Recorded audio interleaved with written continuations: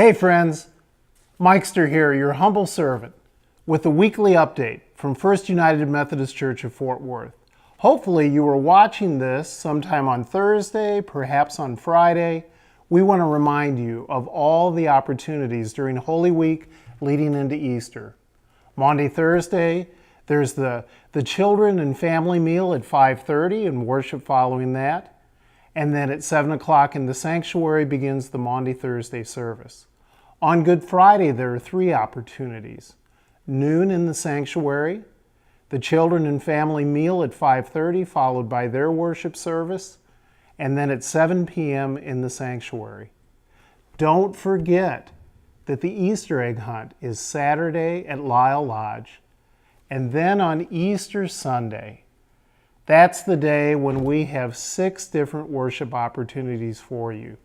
It's the day where we look forward to seeing some beautiful bonnets, and it's a day where you as a member of our church can really make a difference for the huge crowd of people that we expect. One of the ways that you can do that is by choosing to come a little bit earlier at 8 o'clock to the first of the 3 sanctuary worship services. The DFW Brass will be playing, Choral Union will be singing. Parking is going to be really good, and we're going to talk about parking later.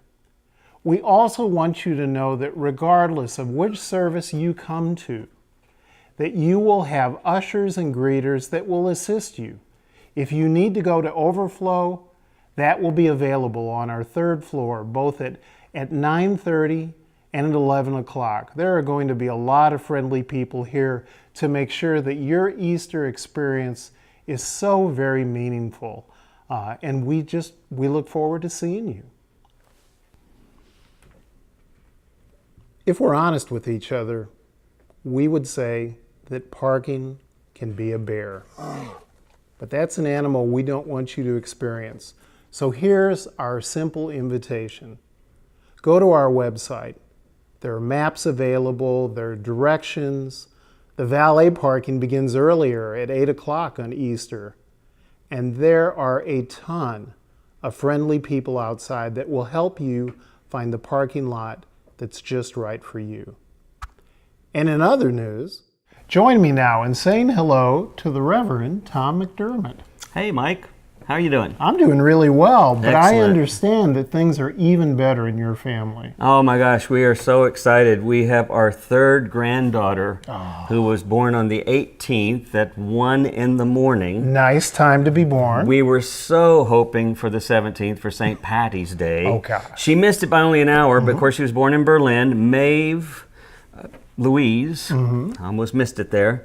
And Maeve Louise is, and it's M-A-V-E. It's a great old Irish name, a warrior queen from ancient Ireland. I like that. Well, she's going to have a lot to live up to, especially with her older sister Molly. But Molly is so excited that she gets to take care of this new little sister. She couldn't be happier.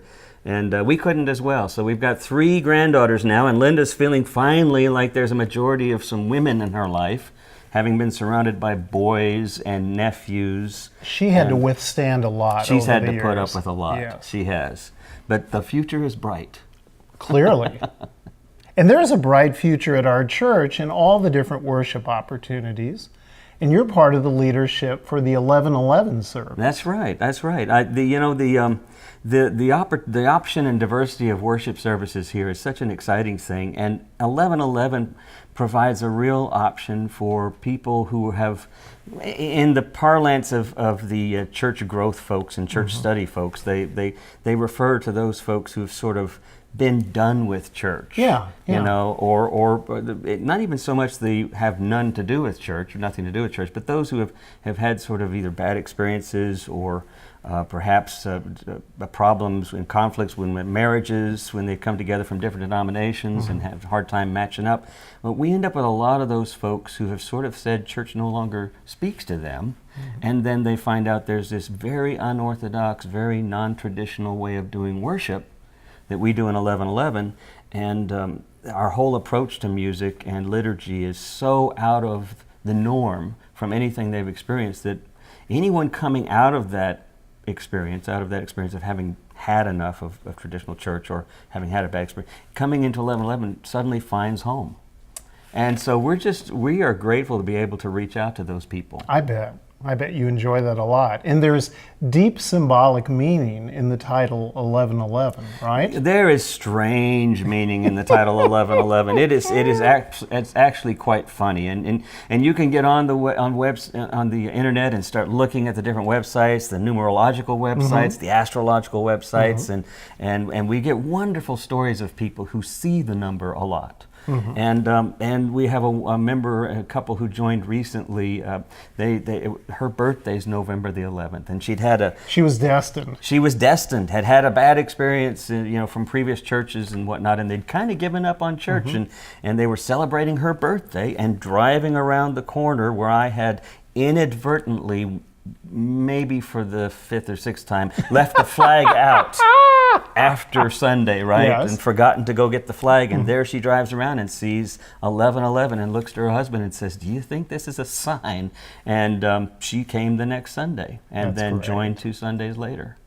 So we have a lot of that sort of openness in our congregation, in our community, that allows us to sort of live in the midst of this questioning time, this midst of this not sure where they stand now in faith, and it's a wonderful open door back to God for a lot of these people.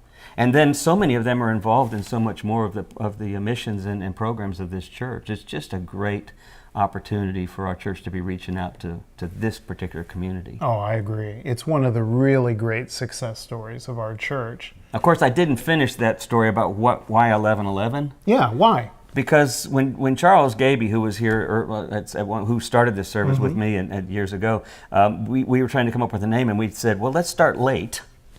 Always a good idea. Always a good idea. And then secondly, let's find a good parallel matching kind of number. So instead of 11:10 or 11:15, which is a typical starting time for alternative services, we said, why not go with 11:11? It just rolls off the tongue. It does. And little did we know how much meaning was out there for us to play around with. And you found it. and they found us because of it. And this Sunday, which is Easter Sunday, people should not be late. A, because it's Easter, and B, because of Hannah Because Kirby? we have Hannah Kirby with us. And Hannah Kirby's been with us before. Hannah Kirby's, for those who don't know, Hannah Kirby is a runner-up. She was in the top 10. I think she was number 8 for that show, The Voice. Wow. And tremendous singer, and a wonderful spirited old soul in a 25-year-old body, and she's just this dynamic, compassionate individual who has a deep, soulful, classic kind of voice, kind of a rock soulful voice, and she reached number 8 in that. I think she was with the Blake team. Team Blake, I believe they say. Team Blake. But she comes to us, every time she comes to us, she comes for free. She just gives her time, loves the 11:11 community. She'll be doing a recording for her new album in our facility later in April, and she'll be with us on Easter and inspiring us with her voice and songs, and so we're very excited. Jakey Cabe, our member and local actor, will be having some fun with us, and so it's just going to be a beautiful and inspirational service. Well, I sure hope folks will be there for that, because they're going to enjoy it. They will. And you'll come back again sometime, right? I'd love to come back here and talk to you. Good. Thanks. That is going to simply be the best. Thanks, Mike. And that's all for now. And yes, this has been your Moment with Mike.